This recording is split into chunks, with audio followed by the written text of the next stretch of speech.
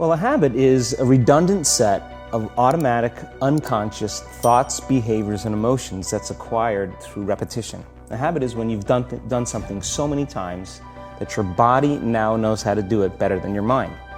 So if you think about it, people wake up in the morning, they begin to think about their problems. Those problems are circuits of memories in the brain. Each one of those memories are connected to people and things at certain times and places. And if the brain is a record of the past, the moment they start their day, they're already thinking in the past. Each one of those memories has an emotion.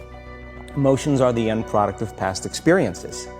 So the moment they recall those memories of their problems, they all of a sudden feel unhappy, they feel sad, they feel pain. Now, how you think and how you feel creates your state of being. So the person's entire state of being when they start their day is in the past. So what does that mean? The familiar past will sooner or later be predictable future.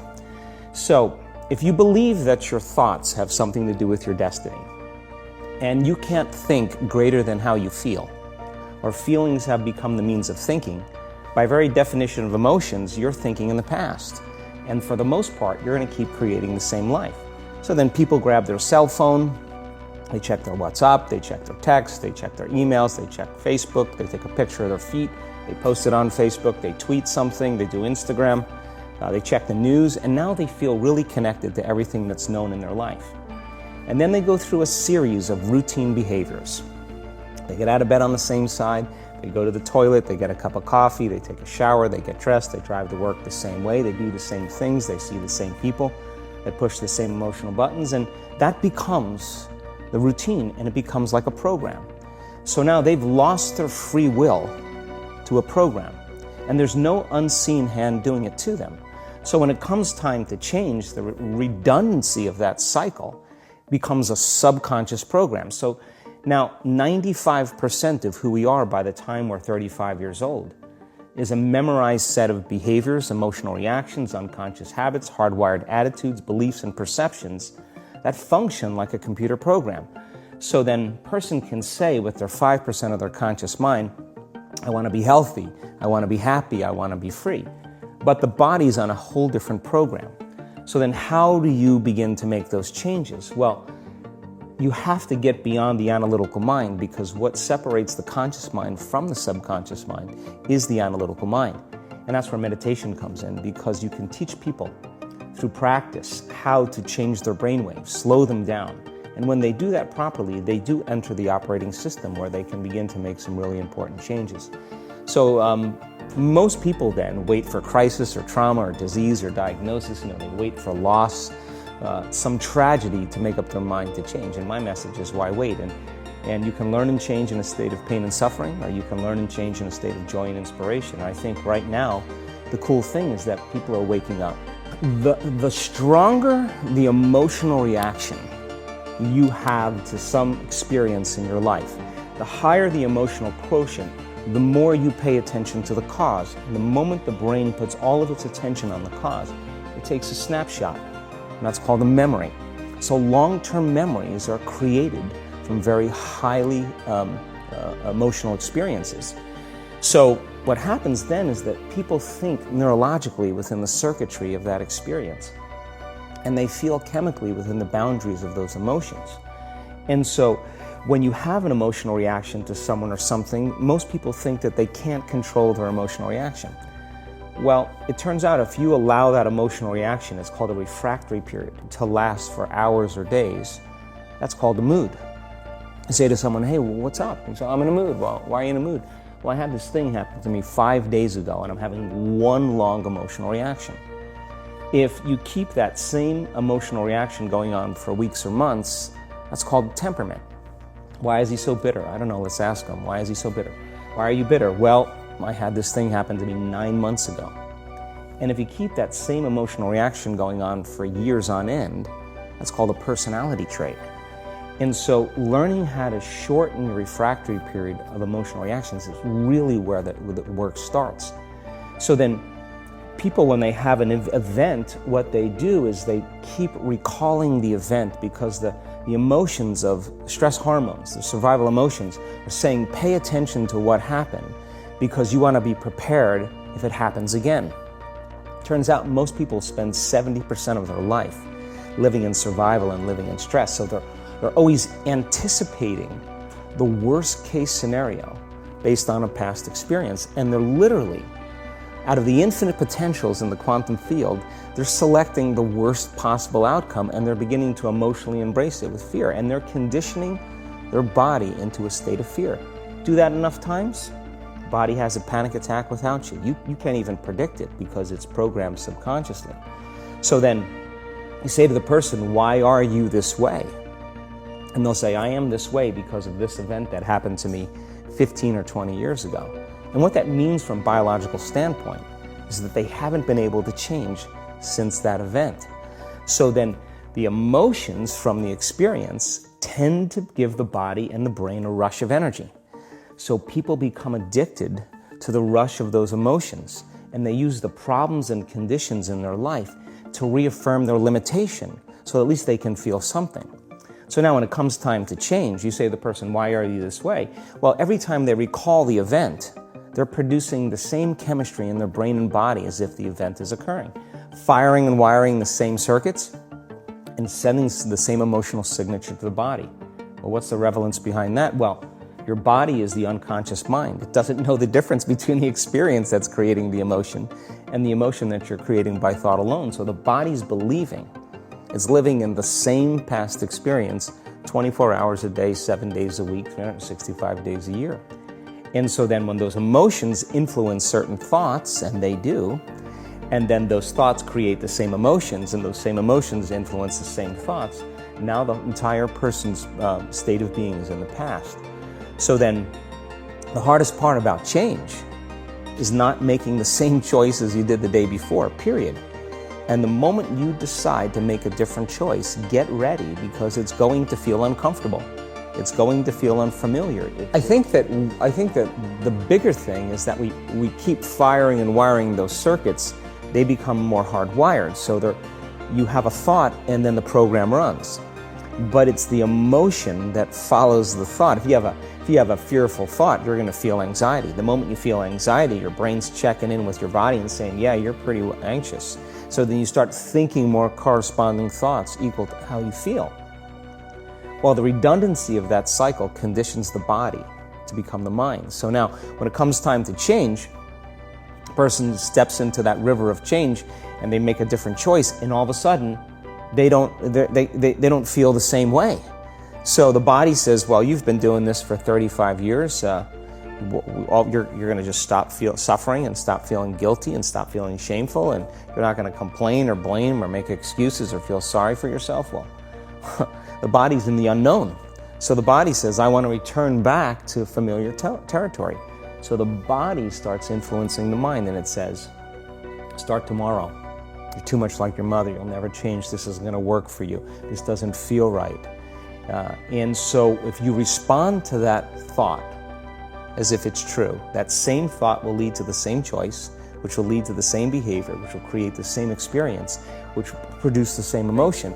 Your body is your unconscious mind. In a sense, if you're sitting down and you start thinking about some future worst-case scenario that you're conjuring up in your mind, and you begin to feel the emotion of that event, your body doesn't know the difference between the event that's taking place in your world, outer world, and what you're creating by emotion or thought alone. So most people then, they're constantly reaffirming their emotional states. So when it comes time to give up that emotion, they can say, I really want to do it, but really the body is stronger than the mind because it's been conditioned that way. So the servant now has become the master. And the person, all of a sudden, once they step into that unknown, they'd rather feel guilt and suffering because at least they can predict it. Being in the unknown is a scary place for most people because the unknown is uncertain. People say to me, well, I can't predict my future. I'm in the unknown, and I always say the best way to predict your future is to create it. Not from the known, but from the unknown. What thoughts do you want to fire and wire in your brain? What behaviors do you want to demonstrate in one day? The act of rehearsing them mentally, closing your eyes, and rehearsing the action. Rehearsing the reaction of what you want, or the Yeah, action? the action of what you want. by closing your eyes and mentally rehearsing some action. If you're truly present, the brain does not know the difference between what you're imaging and what you're experiencing in 3D world. So then you begin to install the neurological hardware in your brain to look like the event has already occurred. Now, your brain is no longer a record of the past. Now it's a map to the future. And if you keep doing it, priming it that way, the hardware becomes a software program. And who knows, you just may start acting like a happy person. And then I think the hardest part is to teach our body emotionally what the future will feel like ahead of the actual experience. So what does that mean? You can't wait for your success to feel empowered. You can't wait for your wealth to feel abundant. You can't wait for your new relationship to feel love, or your healing to feel whole. I mean, that's the old model of reality, of cause and effect, waiting for something outside of us to change how we feel inside of us. And when we feel better inside of us, we pay attention to whoever or whatever caused it. But what that means then is that from the Newtonian world, is that most people spend their whole life living in lack, waiting for something to change out there. What do you mean the Newtonian world? Newtonian world is all about the predictable.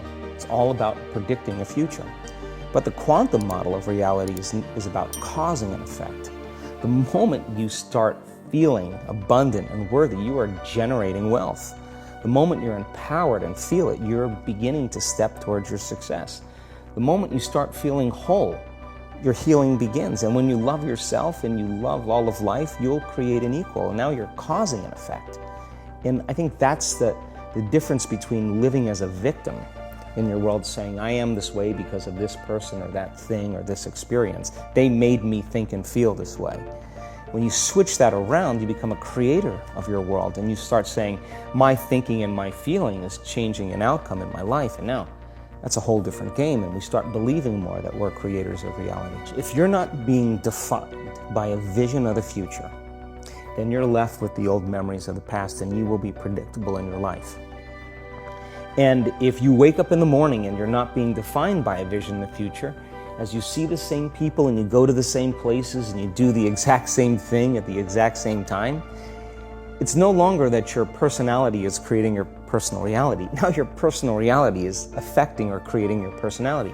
Your environment is really controlling how you think and feel unconsciously, because every person, everything, every place, every experience has a neurological network in your brain.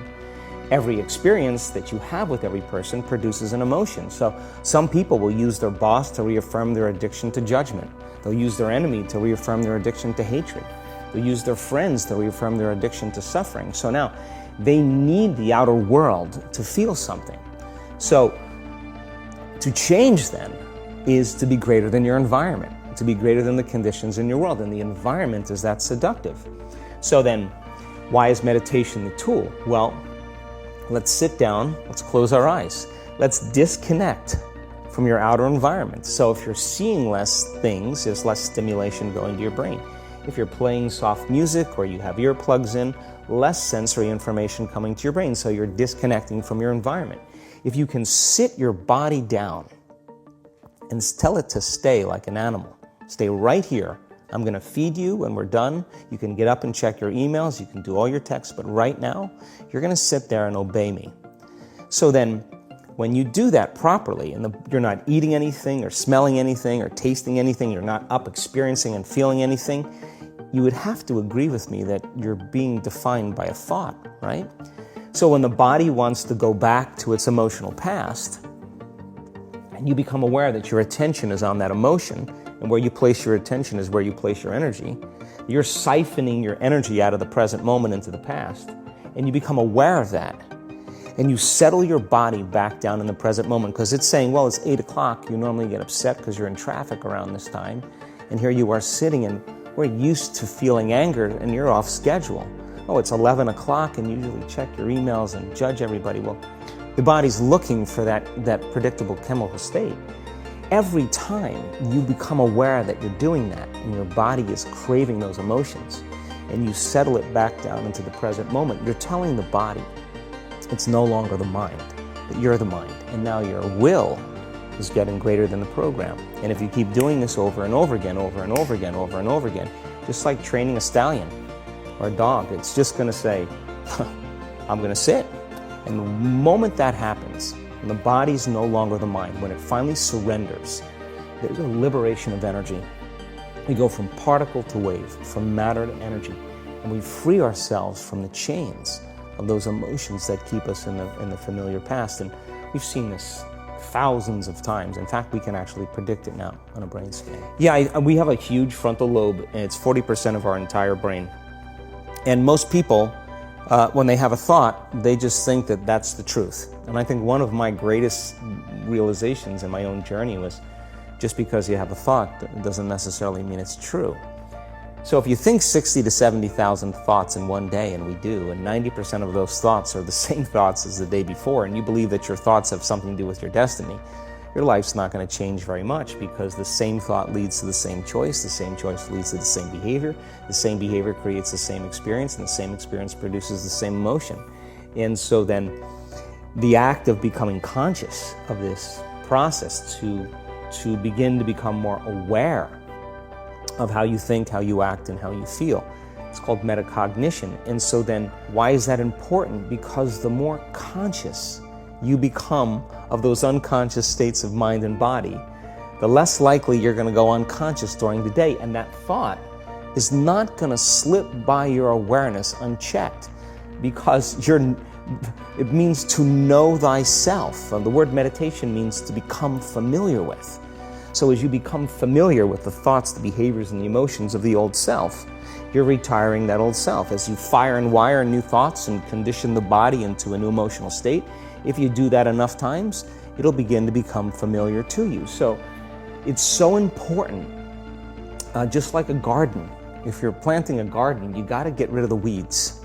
You got to take the plants from the past year and you got to pull them out. The rocks that sift to the top that are like our emotional blocks, they have to be removed. The soil has to be tenderized and broken down. We have to make room to plant a new garden. So primarily, we learn the most about ourselves and others when we're uncomfortable. Because the moment you move into that uncomfortable state, normally a program jumps in. When that program jumps in, it's because the person doesn't want to be in the present moment and engage it consciously. So when you teach people how to do that with a meditative process, turns out that when they're in their life, they're less likely to emotionally react. They're less likely to be so rigid and believe the thoughts they were thinking. They're more aware of when they go unconscious back into a habit, and that is what starts the process of change. And so we have to unlearn before we relearn. We have to break the habit of the old self before we reinvent a new self. We have to prune synaptic connections and sprout new connections. We have to unfire and unwire and refire and rewire. We have to unmemorize emotions that are stored in the body, then recondition the body to a new mind and to a new emotion, like deprogram and reprogram. That's the act, and it's a two-step process. For sure, that was definitely the case for me as I was researching you. And when you said that, I was like, and that's the danger, that you have the aha and then nothing. Yeah, and it is a danger, because then people will shrink back into mediocrity, and they'll use the insight to excuse them from taking a leap.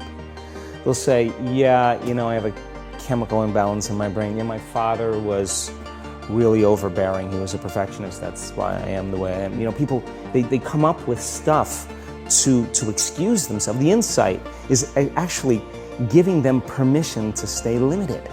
And it's an amazing idea, because they'll say to you that they really want to get over their anxiety. But let's take your ex-husband, let's put him in a straitjacket, let's duct tape him and shoot him to the moon. Now what? What are you going to do now? You still have to make those changes. And so then when the person's enemy dies, or something shifts in their life, and that person's gone, they'll find another person to hate. This is just how we function as human beings. We just slide another reason to feel those emotions. So I think when people start to understand this, I think knowledge is power, but knowledge about yourself is self-empowerment. As I said, 70% of the time, people live in stress, and living in stress is living in survival. Now, all organisms in nature can tolerate short-term stress. A deer gets chased by a pack of coyotes. When it outruns the coyotes, it goes back to grazing and the event is over. And the definition of stress is when your brain and body are knocked out of balance, out of homeostasis. The stress response is what the body innately does to return itself back to order. So you're driving down the road, someone cuts you off, you jam on the brakes, you may give them the finger, and then you settle back down and the event is over and boom, now everything's back to normal. But what if it's not a predator that's waiting for you outside the cave, but what if it's your coworker sitting right next to you, and all day long you're turning on those chemicals because they're pushing all your emotional buttons. When you turn on the stress response and you can't turn it off, now you're headed for disease, because no organism in nature can live in emergency mode for that extended period of time. It's a scientific fact that the hormones of stress downregulate genes and create disease, long-term effects. Human beings, because of the size of the neocortex, we can turn on the stress response just by thought alone. We can think about our problems and turn on those chemicals. That means then our thoughts could make us sick. So if it's possible that our thoughts could make us sick, is it possible then our thoughts could make us well? The answer is absolutely yes. So then, what are the emotions that are connected to survival? Let's name them.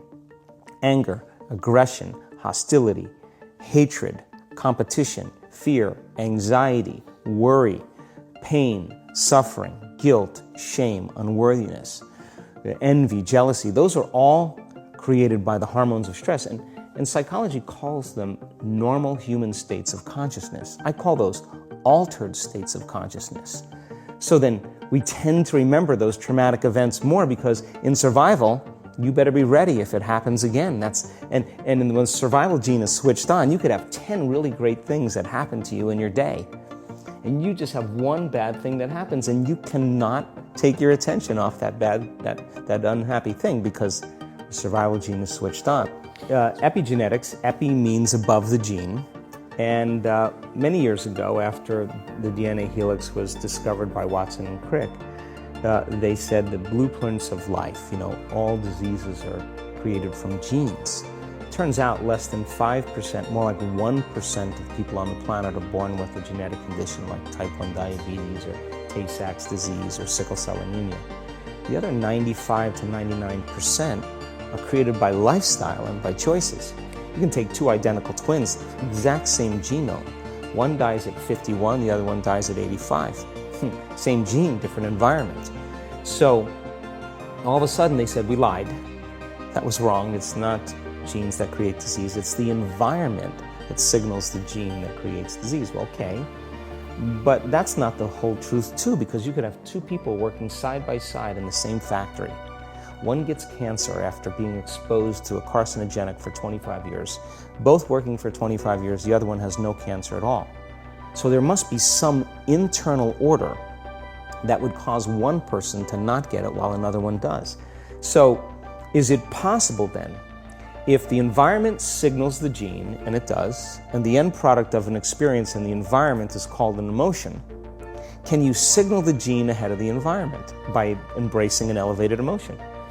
We've done the research on this. We measured 7,500 different gene expressions in a group of people that came to an advanced event for 4 days. And we had them doing a seated meditation, a walking meditation, a laying down meditation, a standing meditation. And at the end of 4 days, just 4 days, the common 8 genes that were upregulated, 2 genes to suppress cancer cells and tumor growth, 2 genes for neurogenesis, the growth of new neurons in response to novel experiences and learning, the gene that signals stem cells to go to damaged areas and repair them, the gene for oxidative stress was upregulated. We started seeing all these genes that are very, very healthy to cause the body to flourish. Imagine if people were doing that for 3 months. We also measured telomeres, the little shoestrings on the end of DNA that tell us our biological age. We asked people to do the work, meditation, 5 out of 7 days for 60 days. Measure their telomeres to determine their biological age. 60 days later, 74% of the people lengthened their telomeres. 40% significant change. 20% a very remarkable change. That means that they got a little bit of their life back. If it had lengthened by 10%, they got 10% of their life back.